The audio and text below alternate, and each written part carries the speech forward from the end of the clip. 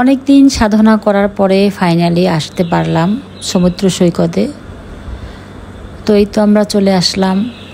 Hello, আসসালামু আলাইকুম, কেমন আছেন সবাই? এই তো আলহামদুলিল্লাহ আমরা ভালো আছি। তো আমরা সকাল সকাল রওনা দিয়ে গেলাম। তো আমরা এয়ারপোর্ট থেকে ট্রেনে উঠবো। তো এখানে রেল স্টেশনে চলে আসলাম। সকাল সকাল আমাদের ট্রেন ছিল সকাল 7:45-এ। তো এই তো আমরা ট্রেনে উঠে পড়লাম। মানে খুবই ভাল লাগছিল, ছেলেও খুশি, আর আমার খুশির কথা তো বললামই না। তো যেতে যেতে প্রকৃতির মাঝে একবারে হারিয়ে গিয়েছি আমি। খুবই সুন্দর লাগছিল। আর এই প্রথমবার আমি ট্রেনে উঠেছি, এর আগে আমি কখনোই ট্রেনে উঠি নাই। তো বাইরের দৃশ্যগুলো এত ভালো লাগতেছিল। আর ওদিনকার আবহাওয়াটাও খুব সুন্দর ছিল, ঠান্ডাও একটা আবহাওয়া ছিল, খুব ঠান্ডা ঠান্ডা বাতাস ছিল, আকাশটাও মেঘলা ছিল। তো এই তো আমরা মেঘনা ব্রিজে চলে আসলাম। তো মেঘনা ব্রিজটা অনেক সুন্দর, ওই পাশ থেকে দেখেন গাড়ি যাচ্ছে, আর খুব এনজয় করতে করতে আমরা যাচ্ছিলাম।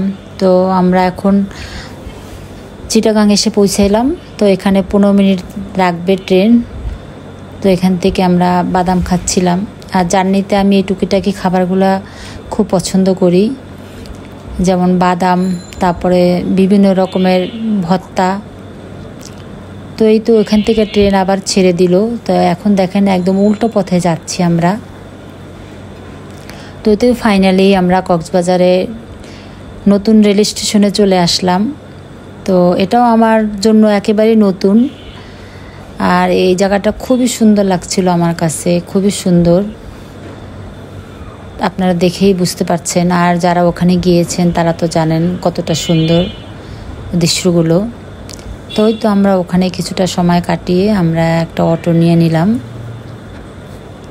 এবার আমরা কলাতলির উদ্দেশ্যে যাচ্ছি। আমাদের ওইখানে হোটেল বুক করা আছে, আগে থেকেই আপনাদের ভাইয়া হোটেল বুক করে রেখেছে, না হলে অনেক ঝামেলা হয়ে যায়। যেহেতু সাথে বাচ্চা আছে, বাচ্চা থাকলে রুম বুক করতে অনেক কষ্ট হয়ে যায়। এই যে দেখেন এখান থেকে বিচ দেখা যাচ্ছে, সমুদ্র। তো এই তো কলাতলি ডলফিন মোড় চলে আসলাম। মানে যত সামনের দিকে যাচ্ছিলাম ততই মনের আনন্দটা বেড়েই যাচ্ছিল। আমার মতন কার কার এরকমের আনন্দ হয় ঘুরতে গেলে। তো এই তো আমরা হোটেলে চলে আসলাম। এখানে যে ফর্মালিটিগুলো আছে সেগুলো আপনাদের ভাইয়া সব কমপ্লিট করতেছে, আর আমি বসে বসে ভিডিও বানাচ্ছিলাম। তো এই যে দেখেন ওনাদের লগিটা অনেক সুন্দর, আর একদম নিট অ্যান্ড ক্লিন, খুবই পরিষ্কার। আমার ভীষণ পছন্দ হয়েছে হোটেলটা।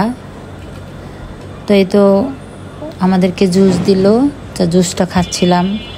আর বাইরের থেকে গিয়েছি, মানে গরম ছিল, তো জুসটা খাওয়ার পরে খুব একদম কলিজাটা ঠান্ডা হয়ে গিয়েছে। তো এই তো সব ফর্মালিটি যখন ওকে হয়ে গেল, তো আমরা রুমে চলে আসলাম। তো এই যে আমাদের রুম।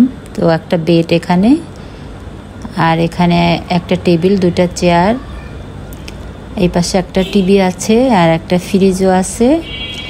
আর এখানে চা খাওয়ার জন্য 2টা কাপ, তারপরে চা পাতা, একটা পানির বোতল আছে, 2টা গ্লাস। আর এই পাশে হলো ওয়াশরুম। ওয়াশরুমটা অনেক ক্লিন ছিল।